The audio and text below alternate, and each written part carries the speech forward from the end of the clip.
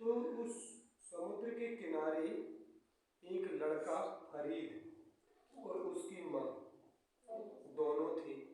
जब वो जहाज डूबने लगी तो वो लोग सहायता के लिए चिल्लाने लगे जो जहाज में थे। अब वो आवाज़ सुनकर के फरीद कहता है कि माँ, मैं ये जो छोटे छोटे जहाज रखे थे, नाव रखी थी, बोले मैं नाव लेके जाता हूँ तो वो बच जाएंगी।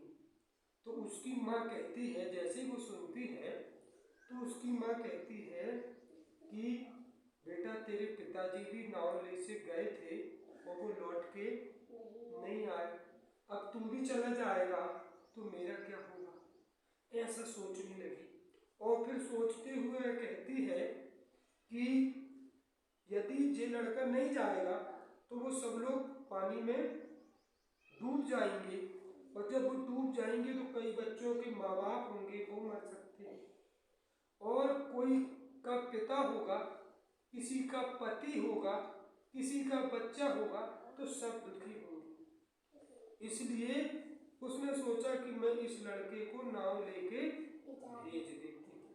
तो उसने कह दी कि बेटा फरीद तू चला जा। फरीद ने नाव लिया और कहाँ चला गया, वो जहाँ पर नाव डूब रही थी वहाँ पहुँच गया। जैसे ही वहाँ पर पहुँचा और उसने उसमें जो नाव में जो डूब रहे थे नाविक लोग, यात्रीगण, सबको उन्होंने बचा लिया। और जब बचा लिया तो वो सब बाहर आए तो उन जो जहाज थी उसमें जो डूब रहे थे उसमें उस फरीद का पिता भी था। तो जैसे ही उसने फरीद ने देखा तो वो फरीद अपने पापा से कहता है कि पिताजी आप कहाँ गए थे, हमने तो सोचा था कि तुम नाव में डूब के और डूब गए।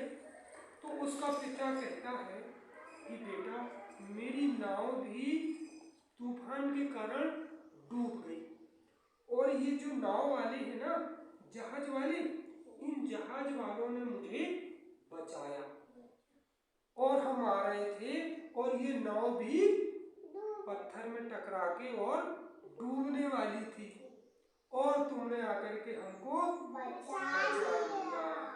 ऐसा सुन करके जो फरीद की माँ है वो रोने लगी और कहती है मन ही मन कि आज मैंने अपने बेटे फरीद को भेज करके बहुत अच्छा किया, क्योंकि इसका पति, खुद का पति भी बच गया, बेटे का बाप बच गया और सब लोग बच गए। ठीक है, तो बेटा हमें क्या करना चाहिए, हमें हमेशा सब लोगों की सहायता के लिए, सब लोगों के भले के लिए काम को करना चाहिए। यदि वह फरीद को नहीं भेजती तो क्या होता, उसका पति भी उसमें डूब के मर जाता। यदि हम सबका भला करते हैं तो हमारा भला भी हो जाता है। ये कहानी कैसी लगी आपको?